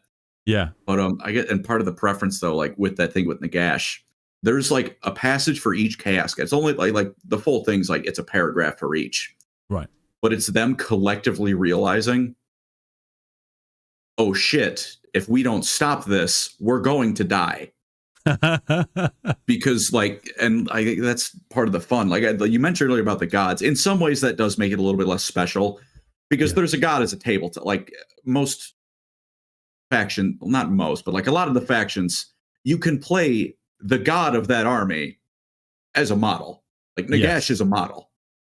Yeah, for sure. No, but I get where you come from. Like that has always been, because people like to use the I've noticed sometimes, maybe it's just in like battle reports I've seen and stuff, I've seen people get a little bit defensive over like people calling AOS high fantasy, and I'm like, but it is more high fantasy than old world. Like literally you raise the level of like Tyrion. They're now literal gods that you play in the tabletop. I think some people make what I think is a false connection where they assume because you mean like high fantasy, like it's losing something, it's more generic, which I don't think is true at all. Right. But like I think people hear that and get the wrong impression. Like they think it's like, oh, they're D&D-ifying it. Like, no, they're not doing that. It's just like the stakes are upped. It's a lot more fantastical outright. D&D-ifying meaning as in like any character can kind of pull anything off sort of thing? Or not necessarily like more like the vibe of D&D where it's like, gung-ho, adventurer, we're going to go kill all the gods and, you know, D&D campaign nonsense. Like I think that like they're worried it's like turning into that. Like, no, that's not the case. It's just like everything is outright far more magical. It is high fantasy because, like, in the old world, the greatest threat you faced was dying of cholera. Well, that was just like the Industrial Revolution. That's not a fantastical thing. That was just a fact of life for a bit. Yeah, you know, AOS is like, everything's a lot more fantastical and just that word in nature. Like it's a lot more. That's fair. Yeah, I mean, I do have some fans. I do have some friends who are like exclusive AOS fans now. Like they just sort of grew bored of 40K and have kind of moved on now. And they are a defensive bunch. Maybe it's just my friends. They're a lot of the AOS fandom, a lot of them kind of reach from fans is just kind of trying to dispel rumors that they've heard about the setting that they don't think are true. And I do have some sympathy there because, of course, it got a substantial pushback when it was created. Somewhat understandably, they did kind of kill everybody. But that's I mean that's always hanging over AOS. It is hard to look past the birth of a setting coming from GW taking another one behind the shed and putting it down like Old Yeller. Yeah. Do you like I think we'll wrap up shortly. So I'll just grab a couple more questions, then we'll go. Last one from me. I mentioned it right at the beginning. So I meant to follow up. Is there anything that you do think will push AOS to like a 40K kind of level, or is there any big thing that you think AOS fans are waiting on? The reason I ask is because I thought the Skaven might be it, because of course the Skaven are one of the most popular ranges Games Workshop's ever sold, and I don't know what the numbers are like, but you know, I still, to be fair, I'm heavily in 40K, so everything's weighted. But do you think that it doesn't necessarily have to go to 40K's level, I should say, but it's gonna do you think it is booming in popularity and will continue to do so, I guess, or do you think they're waiting on anything? What's your thoughts? I do think it's seen like a lot more of an upswing in recent years. Again, that could just be bias because I like talking about AOS.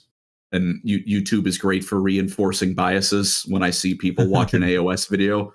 So in my mind, maybe a bunch of people are getting more interested, or that's just I have an AOS audience in a lot of places. You know, does that make sense? Yeah. But I would say I think there are two things that, if not to 40K's level, and at least boost it up more. I think one is time, which does kind of sound silly. It's been out for 10 years, but I mean, fantasy and 40K are each like 40 years old. Yeah. So ignoring the Leagues of Otan because they're very new. Even in some ways they're not, but like as the Leagues of Otan, they're very new. Yeah. Even factions that don't have a lot of books have a lot of books. Yeah. They don't have a lot of books by Warhammer standards, maybe. They have a lot of books. Yeah. Whereas AOS, because it's like it's had to spread the love across all those armies for only 10 years, not as much time to cook. Yeah, that's fair. Like sorry, go ahead. Oh, sorry. The second thing is I think it needs like a big video game. 40K had Dawn of War. Fantasy has, the Total War and Vermintide to like launch it back into popularity. I think AOS needs that. Interesting. Okay, that would be pretty. That would be and one that doesn't suck. I'm sorry, Warhammer Age of Sigmar Realms of Ruin. I tried to like you, but you put League of Legends Age of Sigmar edition in front of me. I can't. I'm sorry. Okay, fair enough. Fair enough. Because I do think a lot with 40K lore, of course, in terms of even just thinking about the channel and that kind of thing.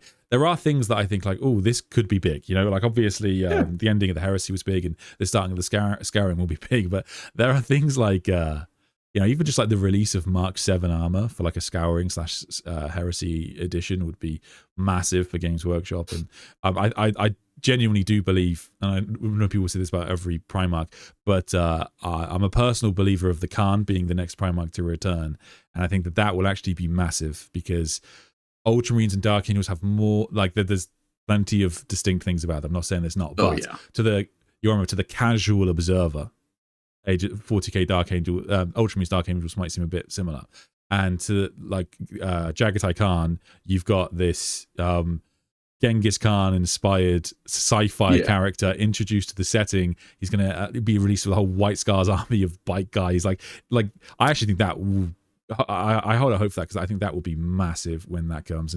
And you mentioned Votan. I think you're dead on the money. I think that we've seen Vashtal be pushed incredibly hard in the novels, so he's getting some in at some point, definitely. But Votan are still waiting for their big glow up, and as much as Games Workshop can drop the ball, like we've seen with the Eldar, the dwarves are always one of the most popular factions. And once if they get, I think they'll probably be actually quite a big faction in 500 Worlds. That's because they have revealed that model's coming, and I suspect it's going to come in the 500 Worlds kind of campaign. And the Imperium's relationship with the Votan is still in the early days, so I think that could be a big one. So there's always these things maybe I'm putting too much hope in those, sorry chat, but I do think those those could be big for us, man. They could be huge. They could, I think that I'm interested. I'm excited to see where they go with that. Who knows, maybe it'll be a third Titus model. Last super chat from James before we head off. So but in 40K but in 40K, Chaos Gods are technically not gods, ? It's a great question and totally fair. So it's realistically, it's going to come down to your definition. Colin, you go first. I mean, I call them gods. I say the same with the Emperor. I don't know what to tell you, man. Yeah, I mean that's pretty much what Guilliman's starting to wonder himself, I guess. In the setting is pretty much he started reading Lectitio Divinitatio, saying that was a mouthful, but he's reading the Lorgar book. The Lorgar book. But I guess it basically comes down to your definition, because you're exactly right, James. So we have this this opinion from characters like the Emperor and characters like Erda, like Perpetuals, where they very much don't think the Chaos Gods are gods in the traditional sense. Because, and again, I'm not saying this is like a strict definition that all religions abide by, but just how they view it is that because the Chaos Gods are really created by us as in sentient beings, they are not gods because they are made by us. And so that's what they truly are. Now, they are so powerful, and because the Chaos Gods are so large now, they are the thing that one of the key things that makes them Chaos Gods, I think, from the writers is they're self-sustaining. Even if all the sentient beings from the galaxy disappeared, they'd still stick around because they are self-sustaining by this point. And so the fact that they're so large and powerful, if you call them gods, it's not going to do it. But typically everyone just calls them gods because that is how they're referred to in codexes, etc., etc. So it would be confusing, I guess. But to be fair, Lorgar would give you a very different answer. But yes, for sure. So if you want to think of them as gods, then that could be a problem. I think even, for example, to what Colin says there, like there's even this stuff where like even some chaos characters question whether the Emperor is a god, because he is objectively powerful and he might be corpse on the golden throne, but they've seen Legion of the Damned. Yeah, they are getting the same prophecies that the Imperium's getting about the Star Child being reborn. So they're pretty concerned about this. So it's largely come down to your definition, but Oh, sorry. No, no, I was just gonna say, I like, in my heart, you know, I'm going to want to agree with the Emperor. I'm probably going to say that I don't think they're technically gods because we make them. But again, that is by a definition of godhood that we make up. So it's, yeah. No, that's fair. And then even then, there is like even some chaos characters, you know, Fabius Bile debating Slaanesh, you're not a god. Yeah, that's Which, true. if nothing else, that took quite the pair to be doing that, whether you believe it's true or not. Yeah. In that instance, I would not be saying Slaanesh isn't a god, if only to save my own skin. Yeah. Yeah, fantastic comment. Not a god, just 16,000 shaman in a glowing trench coat. Yes, amazing. What a fantastic comment to leave the stream on. That is it, I think, for today, guys. We've been streaming for over an hour. Colin, thank you so much, buddy, for coming on and doing this. Like I say, we originally planned to do this about a year ago, so that's definitely my bad. And then if I haven't already, please check out Pancreas No Work. I for some reason can't do it on live streams, but I can do it afterwards. This should come up as a collaboration on soon. So I need to wait for it.